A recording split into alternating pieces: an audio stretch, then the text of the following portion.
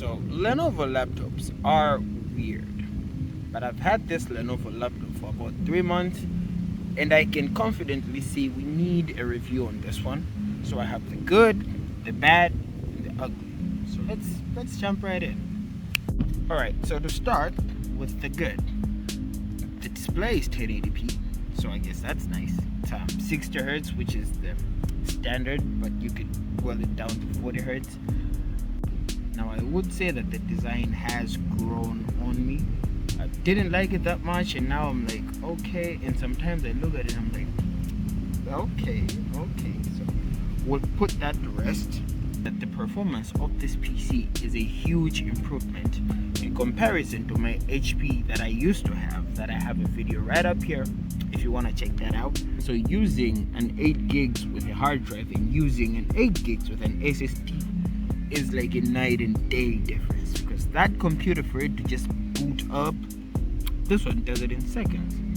That's a very huge welcome in my book. So this is a 14-inch laptop, and comparing it to a 16-inch, boy, the 16-inch is huge, and I used to think that was like the perfect size for it. Now the battery on this one is just fine, not as good as the HP one, but also not like groundbreakingly 2 hours. Somewhere around 4 hours, 4 to 5 hours. That's just fine. Now that's all I could say about the good on this PC. So let's get to the bad, because I know you were waiting for it. So let's jump right in.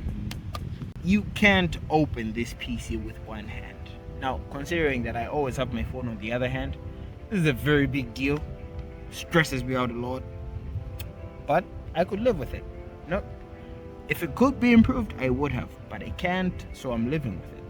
Now the other thing is the mouse.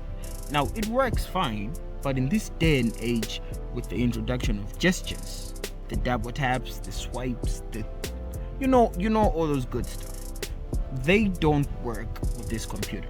Now it is an issue of drivers, but also it is hardware, because drivers are paired to hardware, and for some unknown reason, this specific hardware is not supported.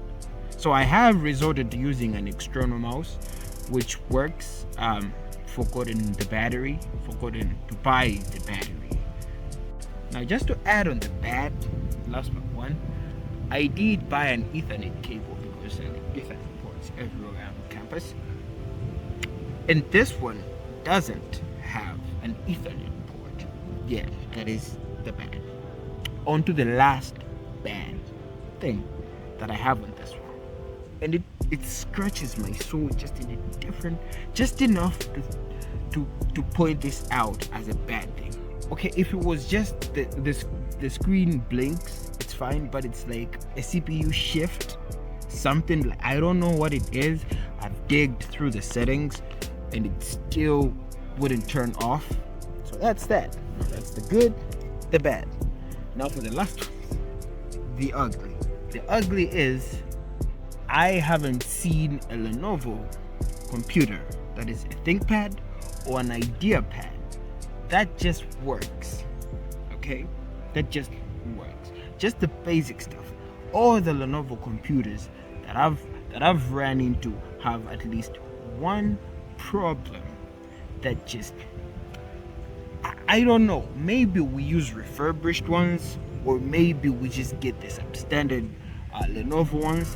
But at least one friend of mine complains about a Lenovo computer that is either an IdeaPad or a ThinkPad that just doesn't work at a specific thing.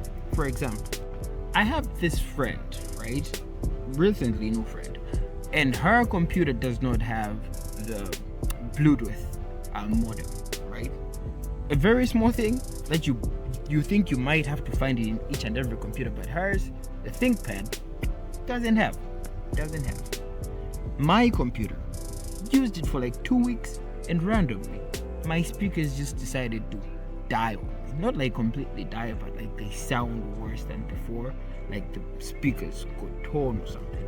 And this one came to me with a PC, which when you plug in a phone through USB, the phone does not register as a storage device. It just charges, right? It just charges. Maybe that's just me. Maybe it's my bad encounters with Lenovo computers.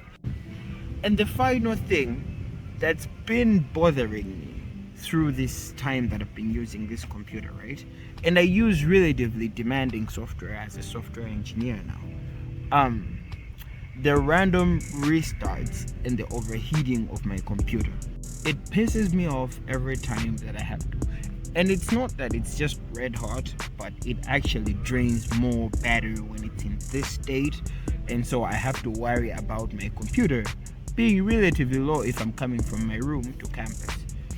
But that's it about my experience with it, right? So in conclusion, I'll leave you with this.